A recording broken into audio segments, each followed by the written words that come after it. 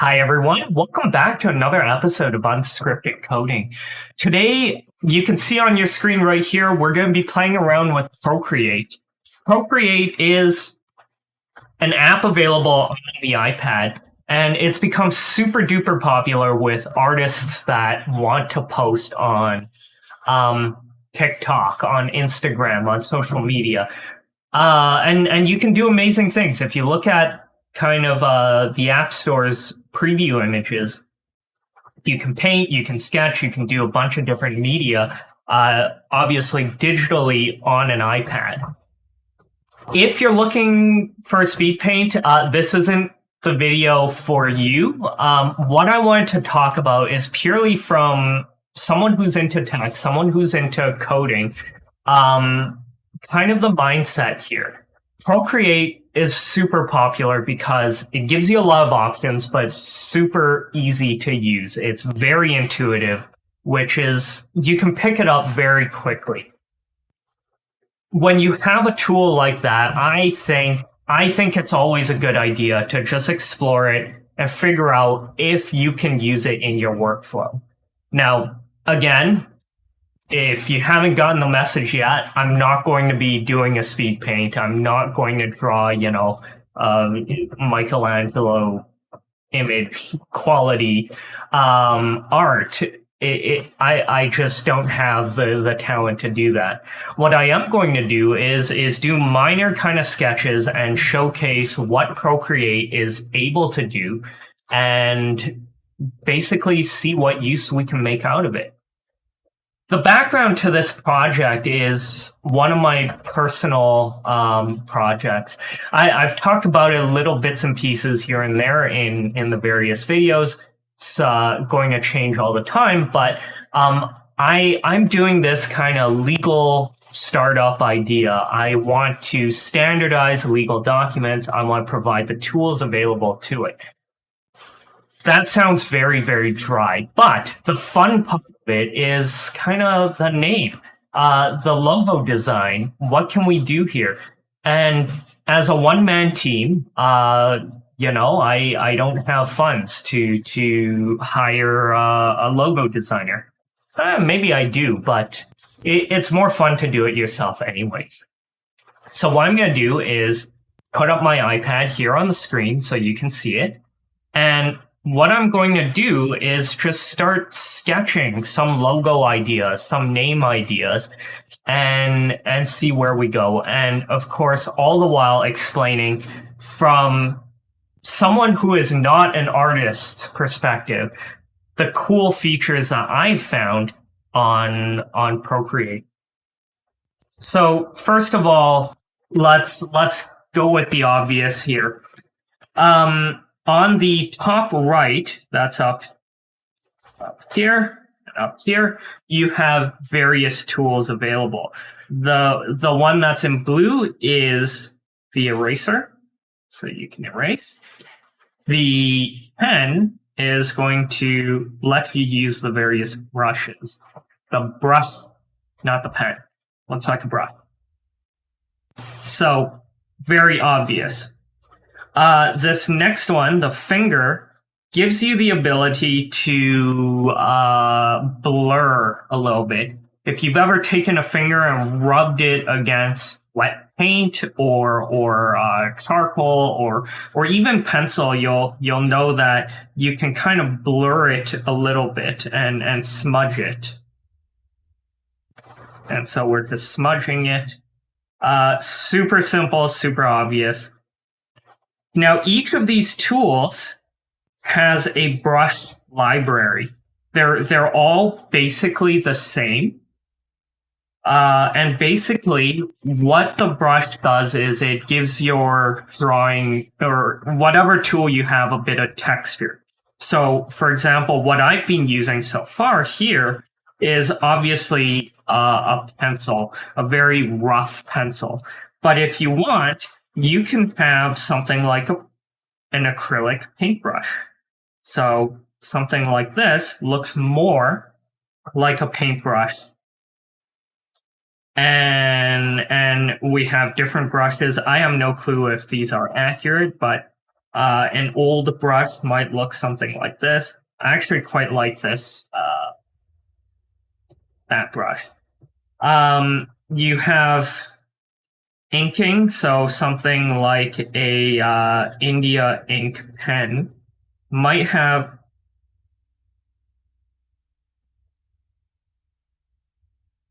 look like this.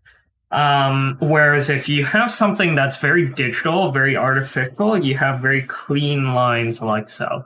And that's probably something easiest to look at. Now, as I said, each one, you can do the same thing, use the same brush for all of them. It's, for example, if you want your eraser to be textured, it's very odd, but you may erase it like a pencil. And you can see that the eraser isn't clean. It kind of looks like a white pencil here. I prefer, where did I put this? I prefer my erasers to be fairly clean, so I'll leave it here. But the same thing can happen with the blur. If you want to use a different brush, I prefer leaving it alone. So let's clean that off. Those are three of the icons up here. But another one that is pretty obvious is the color wheel. So if I tap here, you see the colors. You can kind of save a couple colors. 2 colors that you can easily reference. They have a couple different packages here as well, so I did not want to do that, but you can save colors basically in a palette. And so if I use a different palette, something that's a little bit more neon, you'll see this all the time. So that's very helpful. And of course, the color wheel. There's probably all sorts of science behind which one you want to use. But they all basically do the same thing. Let you select a color. So if I want to draw in something a bit darker than our previous one, something closer to black, then you can see here. That's a little less gray, a little more black. I'm going to ignore that 4th icon for now, but the next piece is over here. These are really important. So let's just write unscripted. Sorry, I happen to tilt whenever I write. But what this slider does is actually increase the size of your brush. Now we're using a technical pencil, so this one doesn't get that much larger. It doesn't get huge. But say you were using a paintbrush. I'm going to go with this untitled brush. Okay, you can actually make it absolutely ginormous. The next one is, let's clean this off again, just with the eraser. Again, all 3 of these tools will have bars on the side here. To the same effect. Now I'm going to go back to my technical pencil. Erase this. This next bar, actually, I'm going to go with a paintbrush. This next bar is opacity, okay? That's how see-through an item is. So if I do a stroke here, you can see that if I strike it several times, it'll finally really saturate the color. Let's go with a bit of a green instead here.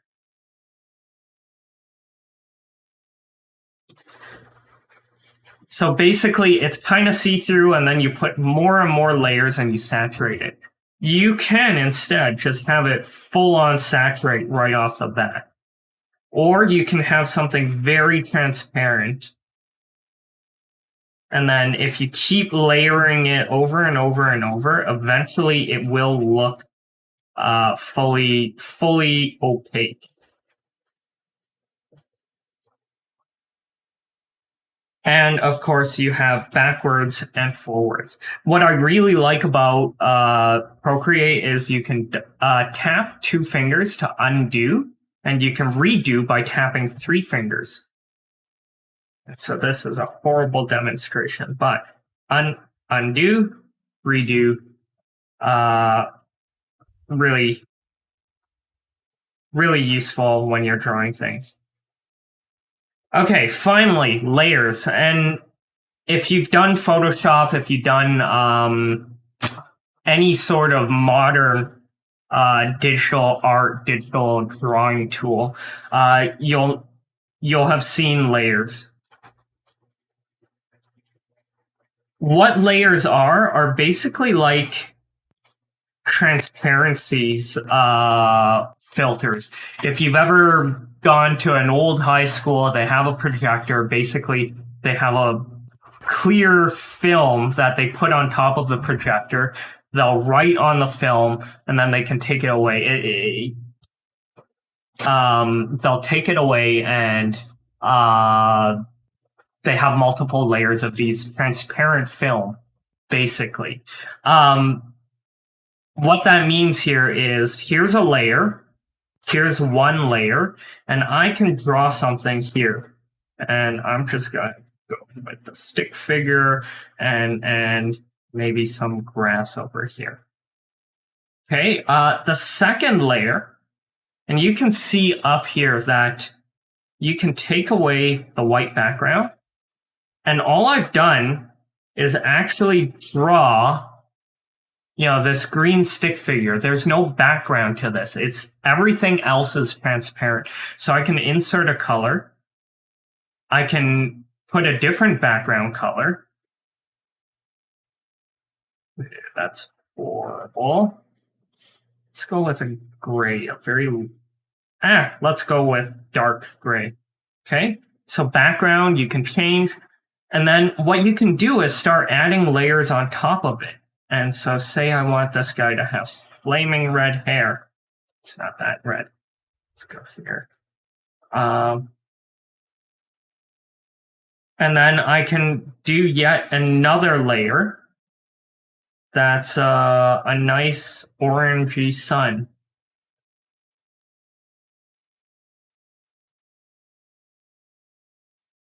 The really important part here is you can take away certain elements that you don't like, and you can start splitting up your drawing.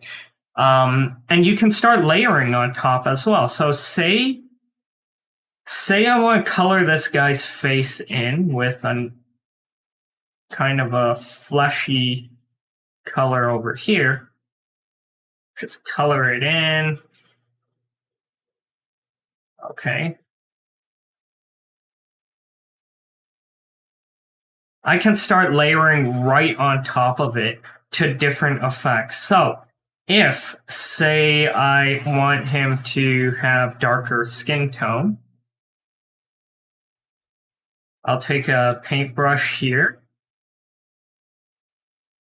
I'm just gonna increase the opacity here. Someone with darker skin tone, okay? And the beauty about all of this is you can actually start changing elements of that layer. So you know that there is a brown tone here. I can make it a bit more transparent. I can make it more opaque. I can lighten the color or make it do various different effects. Now, I'm going to admit that I don't use very many of these, but let's go with darken or multiply or color burn. There are all sorts of little effects that you can really take advantage of by layering things together. And this little smudge has been annoying me. And that's all there is to the layers. And then you can delete or lock various layers. So I'm just going to get rid of my really bad drawing. Okay. And let's go with a more toned gray.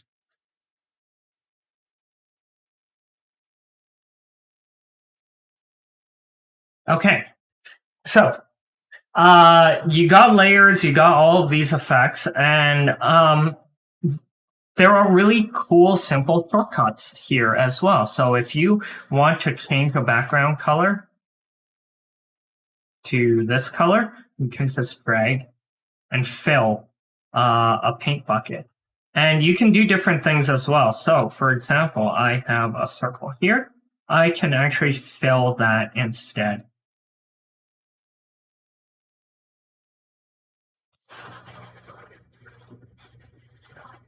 Some of the coolest features really are hidden away in these menus. I'm not going to go through a ton of these because there's a lot hidden here.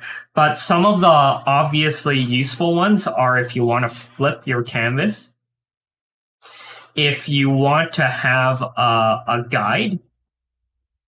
So if you want to have grids, if you want them to snap to grids, I'm not going to use that. There is, of course, now is all the hype that you can replay what you've done so far. And so that's useful if you're an influencer. But what I found really, really useful is this liquify tool. And it's one that doesn't show up in a lot of these drawing applications that are on mobile. And basically what liquify does is it lets you stretch and move and make minor adjustments to your drawing. And for me, when I actually try and do a bit of art, this is incredibly helpful because when you draw a face, a human face, it is very, very hard to get the proportions right if you don't know what you're doing. And I don't.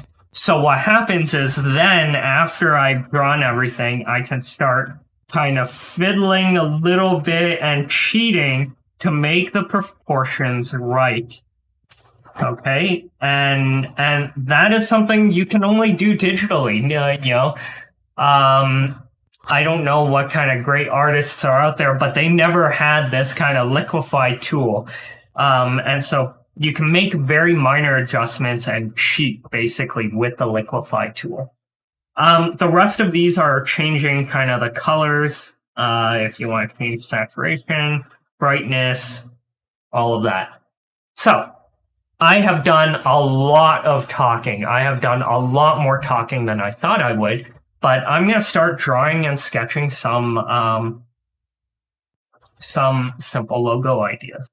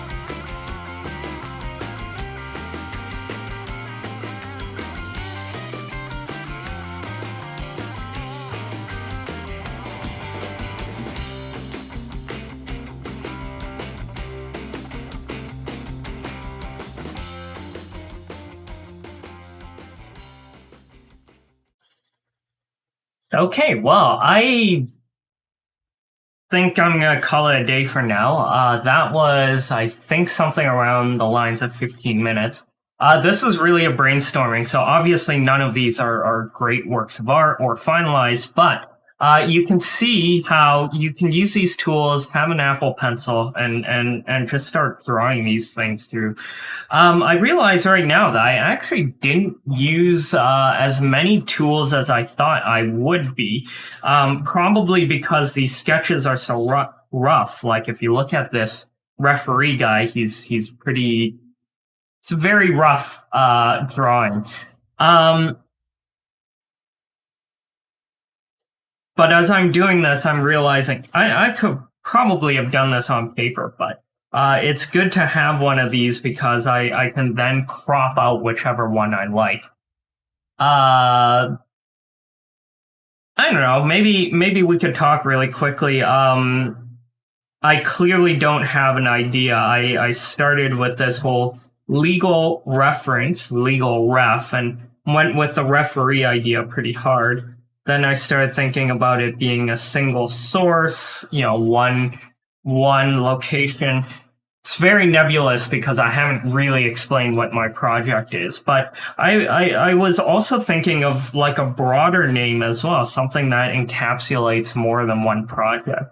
I keep using law and legal a lot because that's obviously the idea that I'm going with. But I know that a lot of legal tech company love using lex, like the Latin word for law, in their name, and I just don't like it. It seems very pretentious. Anyways, but I did throw it in here, Lex Toolbox.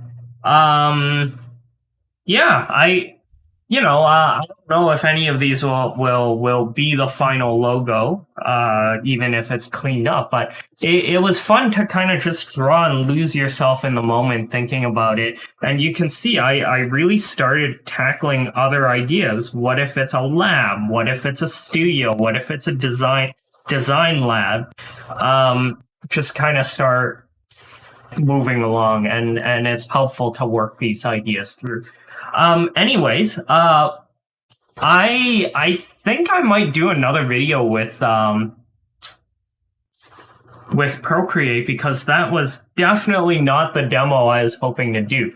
I may even try and draw something, but my earlier intention was to do a sketch, but seeing as how there are so many talented artists on YouTube that I'd be putting up garbage in comparison.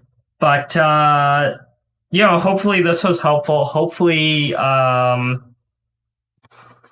some of you might take a look at this. I know I have friends that really enjoy just thinking about what kind of logos or names they give to their hypothetical products. So this is just another step of rapid prototyping, just quickly going through ideas and jotting them down.